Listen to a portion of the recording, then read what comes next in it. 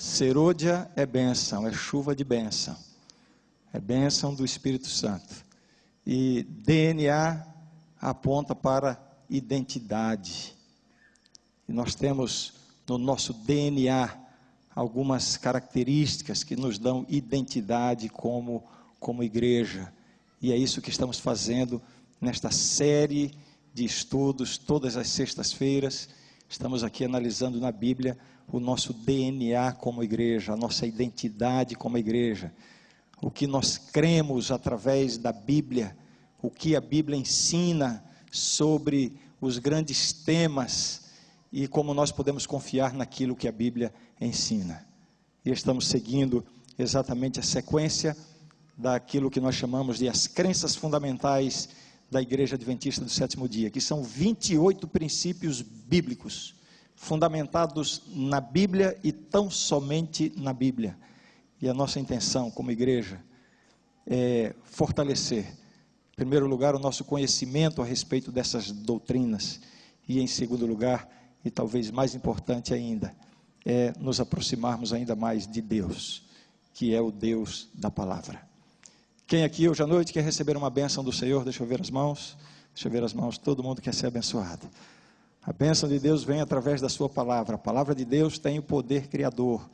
Deus criou o universo através do poder da sua palavra. E disse Deus, haja luz e houve luz. Jesus, diante do túmulo de Lázaro, Lázaro vem para fora. Então a palavra de Deus emana poder. É por isso que quando nós estamos em contato com a palavra de Deus, olha, pode se preparar que vem poder.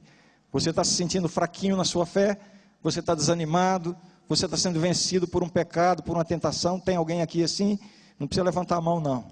Tem alguém aqui que está sendo vencido pelo inimigo de Deus? Então a dica é essa: comece a se alimentar diariamente da palavra de Deus. Bíblia todo dia, contato com a palavra de Deus. Faça esse teste. Eu vou lhe dar uma semana provando a Bíblia todos os dias, para ver se você já não vai começar a sentir uma coisa diferente e a vitória começando a ser uma experiência na sua vida. É isso que acontece quando nós estamos em contato com a palavra de Deus. Vamos estudar a palavra de Deus. O tema de hoje é o segundo desta série DNA, em que nós estamos estudando as grandes doutrinas, as grandes verdades da Bíblia. Vamos estudar hoje sobre a Trindade. A Trindade é um tema que tem se tornado bastante polêmico no meio cristão. Aliás, na história do cristianismo, algumas doutrinas bíblicas foram questionadas. E historicamente a igreja já resolveu essas questões, mas eventualmente essas questões que já foram resolvidas no passado voltam à tona. E às vezes trazem incômodo pelos embates, pelos debates, pelas dissensões que acontecem em torno de certas doutrinas. E aquilo que a Bíblia ensina sobre a Trindade tem se tornado um ponto de controvérsia no meio cristão, inclusive dentro da Igreja Adventista. Então eu vou agora em poucos minutos, me esforçar para em poucos minutos apresentar uma síntese daquilo que a Bíblia ensina sobre esse tema tão importante e ao mesmo tempo tão solene, porque falar de Deus, olha, está acima de qualquer um de nós aqui. Temos que falar com reverência e com solenidade. E aí, está todo mundo a fim de ouvir? Está todo mundo a fim de acompanhar e de alguns aprenderem e outros reforçarem o seu conhecimento? Sim ou não? Sim ou não? Então, olha, todo mundo ligado aqui agora, tá bom? Todo mundo ligado, vamos lá. Isso. Está tudo combinado. Vem mais por aí. O próximo agora vai ser um raio na cabeça de quem estiver conversando. Uau!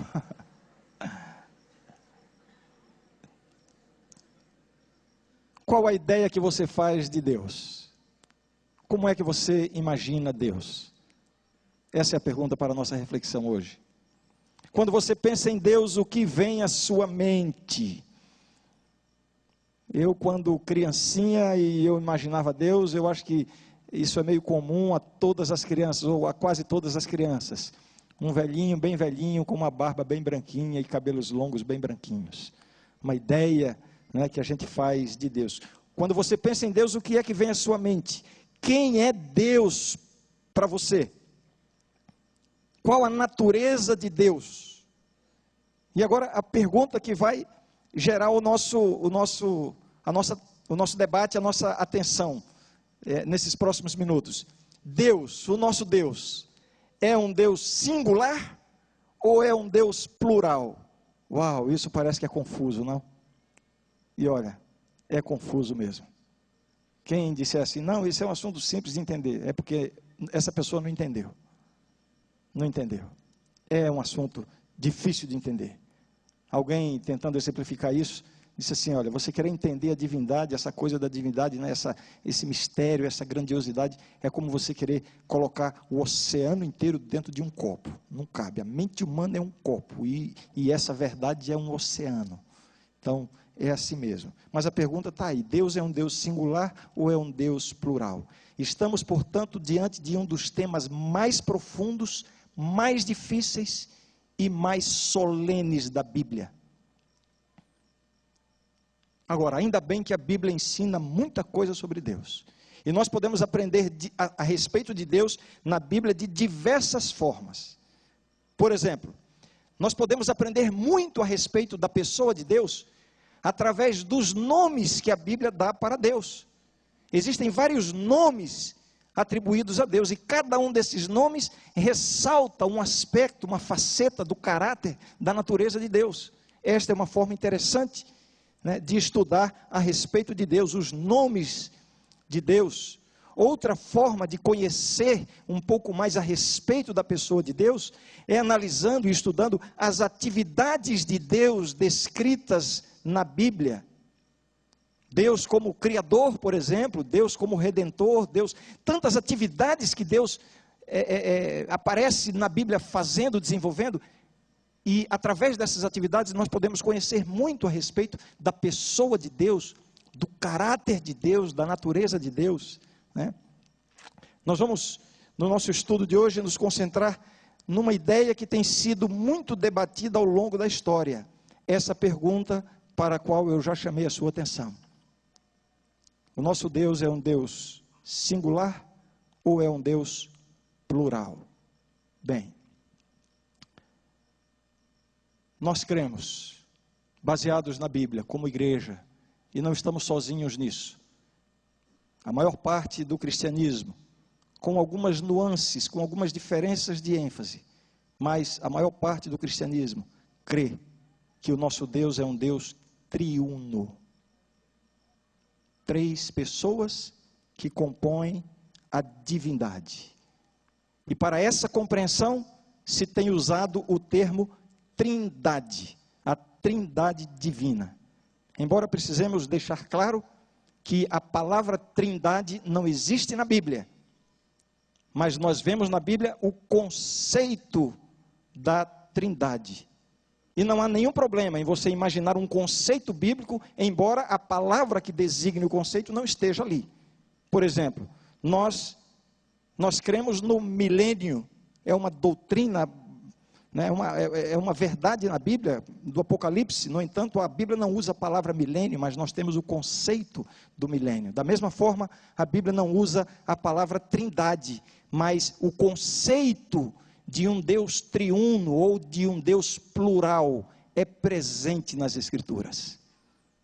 E aí é o seguinte, eu queria saber se vocês estão dispostos para a gente fazer uma jornada bíblica agora. Vamos ler aqui uma porção de textos. Quem está a fim de pegar sua Bíblia agora e começar a vasculhar na Bíblia, porque é aí que a gente vai entender bem esse assunto. Vamos lá? Vamos fazer então? E quem for bastante interessado no assunto, vai até tomar nota disso aí, né? Então é o seguinte, 2 informações básicas a respeito de Deus. Em primeiro lugar, primeira afirmação que eu quero fazer aqui a respeito de Deus. Deus é único. Deuteronômio, capítulo 4. Abra sua Bíblia em Deuteronômio, capítulo 4. Você sabe, Deuteronômio está depois do Gênesis e antes do Apocalipse, bem ali. Deuteronômio capítulo 4.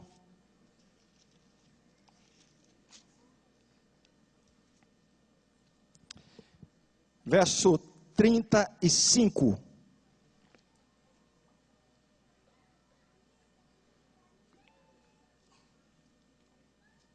Diz assim, Deuteronômio 4, 35.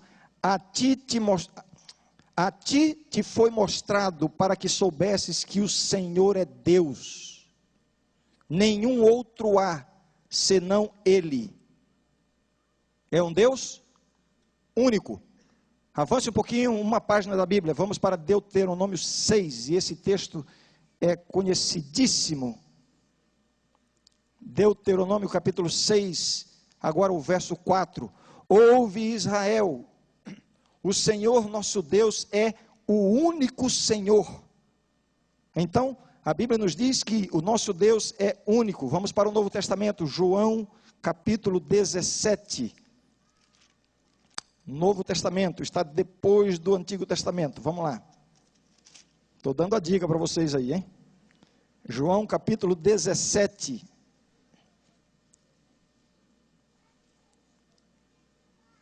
Verso 3, diz assim: e a vida eterna é esta, que te conheçam a ti, o único Deus verdadeiro, e a Jesus Cristo a quem enviaste. Eu li aqui 3 textos, evidentemente existem outros textos. Aliás, para cada informação que eu passar aqui, existem vários textos. Eu vou apenas citar 1 ou 2, ou 3 no máximo, por uma questão de tempo. Então, aqui eu tenho confirmada a primeira informação, a primeira grande declaração: o nosso Deus é um Deus único, é o único Deus verdadeiro, o único Deus criador dos céus e da terra.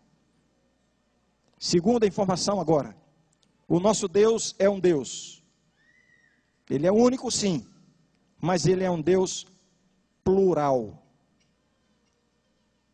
Repito, esse conceito parece contraditório, mas nós vamos ver que não é. Um Deus plural. O que significa isso? Um Deus único e ao mesmo tempo ser plural. Vamos ler a Bíblia e nós vamos ver claramente a existência de mais de uma pessoa divina nesta divindade única que é o nosso Deus. Vamos começar no Antigo Testamento. Vamos para Gênesis. Gênesis capítulo 1, primeiro capítulo do livro do Gênesis. O sermão de hoje não é outra coisa senão isso mesmo: percorrermos a Bíblia e irmos lendo os textos que vão respondendo às perguntas, aos questionamentos. Gênesis capítulo 1, verso 26. A criação do homem e da mulher. Como é que diz aí? Também disse Deus. Que Deus é esse? É o Deus único, a quem eu me referi agora há pouco, sobre o qual eu já li em vários textos. Também disse Deus. E o que foi que Deus disse? Como é que está aí na sua Bíblia? Façamos o homem à nossa imagem, conforme a nossa semelhança. Você percebe o plural? Deus está falando consigo mesmo. Ele fala consigo mesmo e usa o plural. Façamos. O texto, portanto, denota a presença de mais de uma pessoa na divindade. Aí alguém diz assim: não, é porque os anjos estavam acompanhando, e certamente os anjos estavam ali observando. Mas se nós aplicarmos este verso, façamos o homem à nossa imagem e semelhança, significa dizer que os anjos teriam participado da criação, e que nós teríamos saído também à semelhança dos anjos, quando a Bíblia nos diz que nós fomos feitos à semelhança de Deus. Então esse argumento não cabe aí. Vamos ler outro texto ainda. Gênesis capítulo 3, avance uma página. Gênesis capítulo 3, verso 22. Então disse o Senhor Deus. O que foi que o Senhor Deus disse? Esse Deus único. Como é que ele diz aí na sua Bíblia? Eis que o homem se tornou como um de nós. De nós quem? De quem? Está falando de quem? Da própria divindade. Então nós vemos aqui a divindade falando a respeito de si mesma, dizendo o quê? Eis que o homem se tornou como um de nós, conhecedor do bem e do mal. O uso do plural nesse sentido deixa muito clara a presença de mais de uma pessoa nesta divindade. Vamos agora para Gênesis capítulo 11. Gênesis capítulo 11. Eu escolhi os textos bem próximos uns dos outros para facilitar a nossa busca, mas como eu disse, há vários outros textos ao longo da Bíblia demonstrando esta pluralidade de Deus. Estamos agora em Gênesis capítulo 11, verso 7. No contexto da Torre de Babel, quando Deus resolveu fazer uma interferência, intervir e interromper aquela ofensa, não é? Construindo, queriam chegar ao céu, queriam ser como Deus, a humanidade estava maluca, aí Deus fez uma interferência. E como é que Deus fez a interferência? Verso 7, Gênesis 11, verso 7, olha aí: vinde, desçamos e confundamos ali a sua linguagem, para que um não entenda a linguagem do outro. Destarte o Senhor os dispersou dali pela superfície da terra. Deus falando consigo mesmo. E como é que ele diz? Vamos, desçamos. A linguagem plural aqui. E aqui não tem nenhuma questão de tradução. Alguém pode pensar, mas no original, o original é assim mesmo. Não há nenhum problema de tradução aqui. Então há dois argumentos que tentam, né, desmontar essa ideia baseados nesse texto. O primeiro deles é esse que eu já mencionei. Alguns querem dizer que não, é porque os anjos estavam ali, mas já vimos que isso é impossível. Um outro argumento é que alguns dizem assim: não, isso daqui é o que se chama de plural majestático, né? Quando a gente se refere aos reis, às majestades, a gente usa por uma questão de respeito, né? A gente usa no plural, vossa majestade, no plural, se dirigindo a uma pessoa. Então isso aqui seria o plural majestático. Esse argumento é completamente incabível, porque nós não podemos adotar um argumento que não pertence à Bíblia. A Bíblia nunca usa o plural majestático, nem mesmo se referindo aos reis. Essa é uma prática, digamos assim, dos tempos modernos. Portanto, não podemos argumentar na Bíblia, usar um argumento que não pertence à própria Bíblia. Então, acabamos de ver aqui essas palavras, essas passagens, mostrando a pluralidade de Deus. Mas eu gostaria de voltar ao primeiro texto, ao segundo texto que eu li, aquele que está em Deuteronômio capítulo 6, verso 4. Capítulo 6, verso 4. Porque precisamos fazer uma breve explicação a respeito desse texto. Deuteronômio 6, verso 4. Que é um texto com o qual alguns têm dificuldade, porque ele diz assim: ouve Israel, o Senhor nosso Deus é o único Senhor. Se o texto está dizendo que é único, como é que pode ser mais de um? Bem, nós já vimos em vários textos que a divindade é composta por mais de uma pessoa. Não falamos ainda em quantas pessoas, mas já sabemos que é plural. E como explicar esse texto? Como é que diz? Ouve Israel, o nosso Deus é o único Senhor. Explicando, a palavra único, ela pode ser a tradução de duas palavras da Bíblia, no original. Eu vou pedir perdão agora, porque provavelmente eu vou cometer erros de pronúncia, né? Eu falo hebraico, mas muito mal. Não, estou brincando, eu não falo nada de hebraico, né? Mas as palavras seriam mais ou menos assim: echad ou echad, não sei qual seria a pronúncia certa, que pode ser traduzido por um, único. E a outra palavra é yashid, que também pode ser traduzido por um ou único. Sendo que no original há uma diferença de sentido nessas duas palavras. Para a tradução em português a gente fala único, único é único. Mas no original, único pode significar uma coisa ou pode significar outra coisa, dependendo de qual dessas duas palavras está sendo usada. A primeira delas, echad ou echad, indica uma unidade composta. E yashid indica uma unidade absoluta. O que é uma unidade composta? Uma unidade formada por mais de um. Ai, ai, ai, ai, ai. Explica isso aí agora. Posso explicar? Posso explicar? Quem é um casal de namorado que está aqui pertinho de mim? Vamos lá. Tem aqui um casal de namorado? Vocês são namorados? Um casal casado? Vamos lá, assume aí, gente. Está com medo da câmera pegar e o pai da moça vir aí, né? Já sei. Vai, um casalzinho. A câmera não mostra aí para não comprometer, tá? Quem é o casalzinho de namorado? Cadê? Levanta. Não quer assumir. Se eu fosse você, garota, pulava fora, viu? Esse cara não assume assim. Ali, um casal de namorada. Quantos casais eu estou apontando ali para aquele casal? É um casal único. Se eu fosse falar isso em hebraico, que palavra eu usaria? É Echad ou Yashid? Echad. É um único, mas é formado por dois. Você percebe? E é essa palavra que é usada aqui quando diz que o Senhor nosso Deus é único. A própria palavra está indicando, é único, mas é um único numa pluralidade. E eu vou dar um exemplo bíblico para explicar, eu dei um exemplo aqui na igreja, mas vamos para a Bíblia. Vamos lá, Gênesis capítulo 2. Gênesis capítulo 2. Um exemplo desse conceito do uso dessa palavra. Gênesis 2, verso 24. Gênesis 2, verso 24.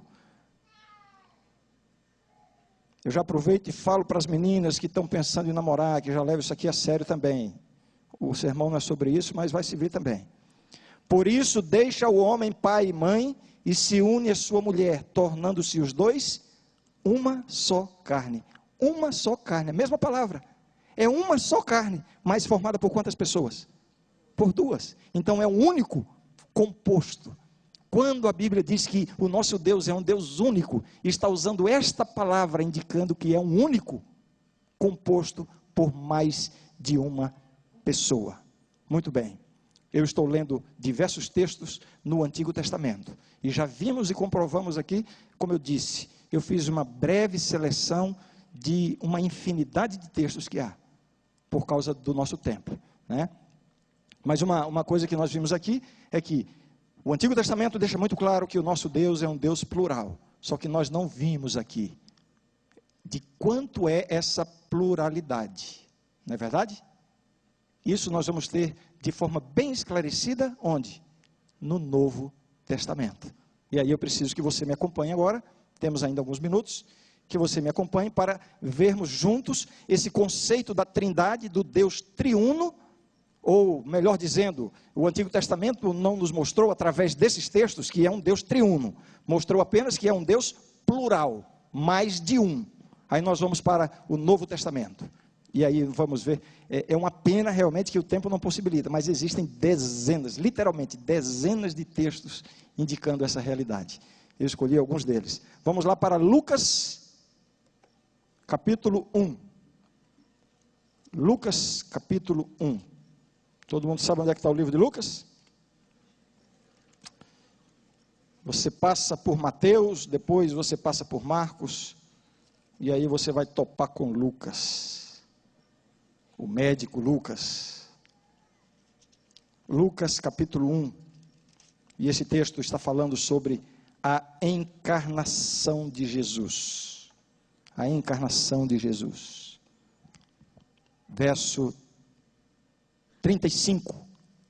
Poderemos ler um pouquinho antes para entrar bem no contexto, mas eu já vou direto ao verso direto, imaginando que todos vocês conhecem o contexto, né, de Maria recebendo a orientação sobre, né, a anunciação do nascimento de Jesus. Verso 35, respondeu-lhe o anjo, descerá sobre ti o Espírito Santo, e o poder do Altíssimo te envolverá com a sua sombra.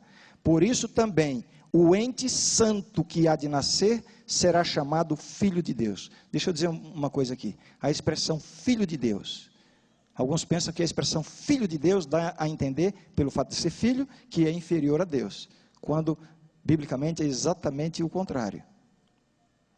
Ou o contrário não, é diferente. Quando se diz que é filho de Deus, está dizendo que é da mesma natureza de Deus. da mesma essência de Deus. Está certo? Então já está dizendo que esse ente santo que há de nascer será filho de Deus, da mesma essência de Deus, portanto Deus. Agora vejamos quantas pessoas divinas estão presentes aí no verso 35 que nós acabamos de ler. Verso 35, respondeu-lhe o anjo, descerá sobre ti o Espírito Santo, 1, e o poder do Altíssimo, Deus Pai, 2, te envolverá com a sua sombra, por isso também o ente santo que há de nascer será chamado Filho de Deus, 3, o Deus plural, do qual nós estamos falando, são quantas pessoas? 3 pessoas, aqui no contexto da encarnação de Jesus. Vamos avançar um pouquinho, vamos voltar à Bíblia, para Mateus, capítulo 3, Mateus, capítulo 3,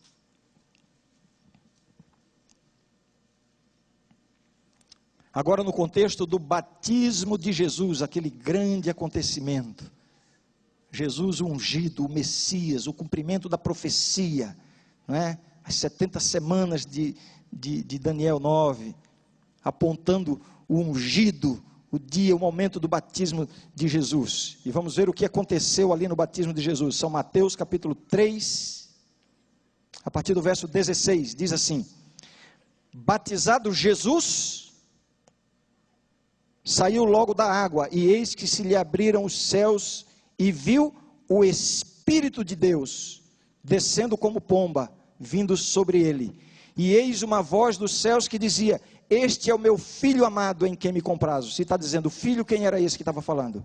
O Pai. Você percebe aí as 3 pessoas da divindade celeste? O Filho sendo batizado, o Espírito Santo vindo em forma de pomba, e o Pai dizendo, este é meu filho amado em quem me comprazo. Num momento tão importante da história da redenção, a divindade se mostra junta. A divindade participa em conjunto desses momentos cruciais na história da redenção, assim como foi na criação, a presença, façamos o homem a nossa imagem e semelhança, vemos ali a participação da trindade, de todas as pessoas da divindade. Vou ler mais um texto, demonstrando que essa pluralidade de Deus envolve 3 pessoas, ainda em Mateus capítulo 28, e agora sim vamos para a comissão apostólica, Mateus 28.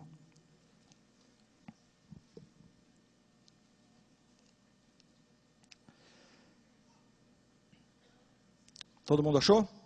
Mateus 28, vamos ler os versos 18 e 19.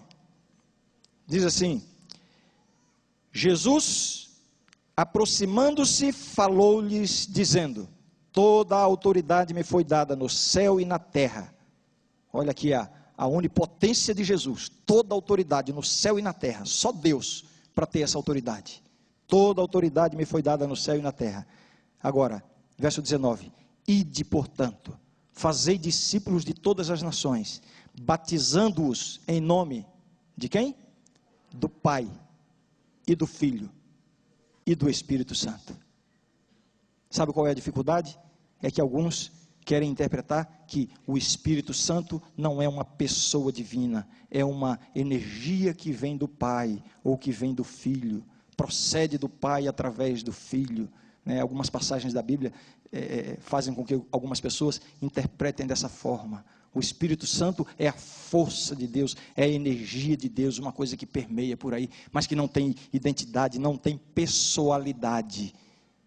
Não faria nenhum sentido então Jesus dizer isso, batizando em nome do Pai, a pessoa divina, do Filho, uma pessoa divina, e do Espírito Santo, uma energia de Deus que paira por aí. Não faria nenhum sentido. Jesus aqui está deixando claro que a união daqueles que aceitam a salvação, eles se unem à divindade em 3 pessoas, por isso são batizados em nome do Pai, do Filho e do Espírito Santo. Alguma dúvida? Espero que não. Vamos terminar então. Eu vou terminar dizendo o seguinte, a principal dificuldade que algumas pessoas têm para entender essa questão do Deus triuno como sendo três pessoas divinas, a principal dificuldade é porque uns têm dificuldade de aceitar que Jesus seja Deus. Isso aqui é um outro problema histórico na igreja cristã, que já foi resolvido lá no passado e que de vez em quando se levanta de novo. Não, Jesus não é Deus. E a outra dificuldade que alguns têm é justamente essa que eu já mencionei, de que o Espírito Santo não é Deus. Então é o seguinte, você não pode perder a sequência dessa série de estudos. Os próximos 2 estudos, portanto, na próxima sexta e na outra, serão exatamente sobre Deus. Não, estudamos sobre... O primeiro foi a Bíblia, hoje a Trindade, próxima Deus Pai, depois Deus Filho e Deus Espírito Santo. Então, nessas oportunidades, você vai ver em detalhes, mas assim, para já resolver a questão hoje, eu trouxe 2 passagens aqui para comprovar que na Bíblia Jesus é Deus. E trouxe uma passagem de tantas que existem, para comprovar que o Espírito Santo é Deus.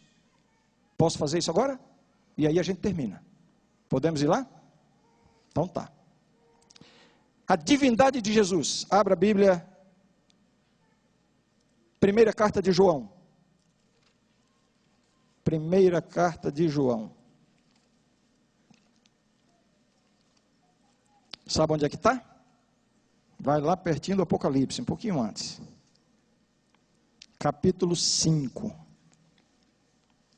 1 João, capítulo 5. E aí deixa eu contar uma coisa para vocês aqui. Existe uma denominação religiosa que nega absolutamente a divindade de Jesus. Imagino que a maioria de vocês saiba quem é essa denominação. E aí eles até fizeram uma tradução da Bíblia deles, para poder alterar todos os textos que comprovam a divindade de Jesus. Porque são muitos os textos. Então, aí é uma tradução que não é aceita em nenhum meio acadêmico, nenhum meio sério de estudo da Bíblia. Mas eles usam essa tradução porque os textos que afirmam a divindade de Jesus são alterados. Agora, interessante, eu não sei porquê. Não sei se foi descuido, se foi intencional, eu não sei porquê. Mas esse texto que eu vou ler aqui agora, está desse jeito, mesmo lá nessa tradução. Eu acho que escapou da atenção deles. Falando sobre a divindade de Jesus. Vamos ler? 1 João, capítulo 5, verso 20. 1 João 5, verso 20. A pergunta é: Jesus é verdadeiramente Deus? O texto diz assim: também sabemos que o Filho de Deus é vindo e nos tem dado entendimento para reconhecermos o verdadeiro. E estamos no verdadeiro, em seu Filho Jesus Cristo. Este é o verdadeiro Deus e a vida eterna. Amém? O amém foi fraco. Falando de Jesus aqui diz: este é o verdadeiro Deus e a vida eterna. Amém. E o apóstolo termina dizendo: filhinhos, guardai-vos dos ídolos. Mais um texto para comprovar a divindade de Jesus. Volte a sua Bíblia um pouquinho no livro de Colossenses. Colossenses. Carta de Paulo aos Colossenses, capítulo 2. Capítulo 2.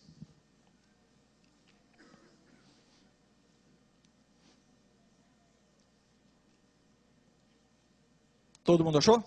Eu vou ler os versos 8 e 9. Abra o seu ouvido, os seus ouvidos, acompanhe com os seus olhos e abra o seu coração, o seu entendimento. Colossenses 2, versos 8 e 9, o texto diz assim: cuidado que ninguém vos venha a enredar com sua filosofia e vãs sutilezas, conforme a tradição dos homens, conforme os rudimentos do mundo, e não segundo Cristo. Porquanto nele em quem? Em Cristo. Porquanto nele habita corporalmente toda a plenitude da divindade. Uau! Merece um amém também ou não? Amém. Jesus Cristo é Deus ou não é Deus? Não, mais ou menos. Eu acho que ele perdeu alguma característica. Eu acho que ele não é mais onipresente, não é mais onipotente. Eu acho que alguma coisa ele perdeu. O fato de Jesus permanecer num corpo humano, isso não limita a sua divindade. A sua divindade extrapola o seu corpo humano. E a grande evidência está aqui. Nele habita corporalmente toda a plenitude da divindade.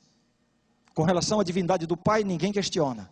Mas já vimos aqui claramente que o Filho é Deus. E agora somente um textozinho, porque o tempo é curto, mas no estudo sobre esse tema, certamente o pregador vai trazer outros textos, para demonstrar a divindade do Espírito Santo. Volte a sua Bíblia para o livro de Atos. Atos, capítulo 5. Atos, capítulo 5.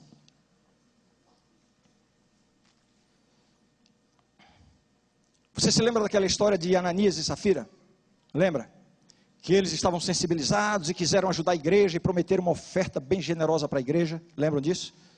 E aí eles prometeram para os apóstolos: não, nós vamos vender um terreno que a gente tem ali e vamos doar tudo para a igreja, para o evangelho. Aí foram lá e venderam o terreno. Aí quando pegaram o dinheiro, viram que era muita grana. Aí pensaram assim: será que a gente vai dar tudo para a igreja? Não precisa. Aí guardaram um pouco e levaram um montão de dinheiro lá para os apóstolos, ainda querendo receber um elogio. Aí acontece o que aconteceu aqui, né? Deus não se deixa escarnecer. Não quer dizer que Deus vai sair fulminando todo mundo que faz isso. Deus já mostrou que isso é um assunto muito sério quando fulminou Ananias e Safira. Não precisa fulminar mais ninguém, mas já sabe que é um assunto muito sério, né? Veja só o que aconteceu e o que é dito aí a respeito da divindade do Espírito Santo.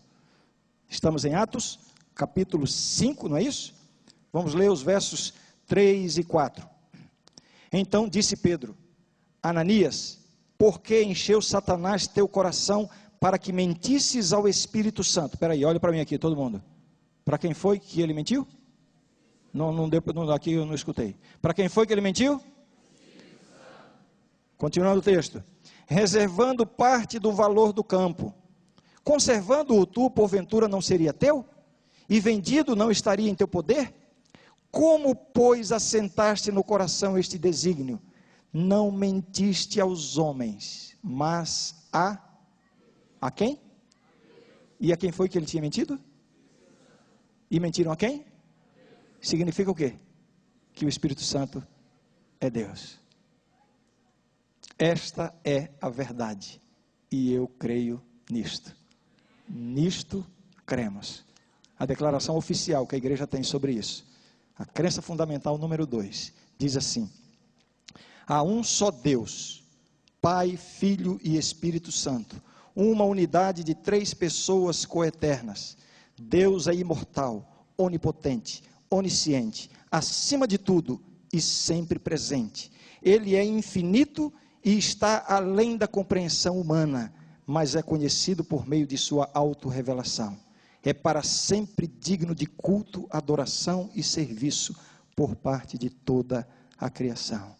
Este é o nosso Deus, um Deus em quem podemos confiar, um Deus de poder, um Deus de amor, um Deus que, apesar de ter todo o universo em suas mãos, Ele consegue perceber a existência e a circunstância de cada um dos seus filhos. É esse mesmo Deus que está olhando para você agora, que está vendo o seu sofrimento, sua alegria, suas preocupações, suas realizações.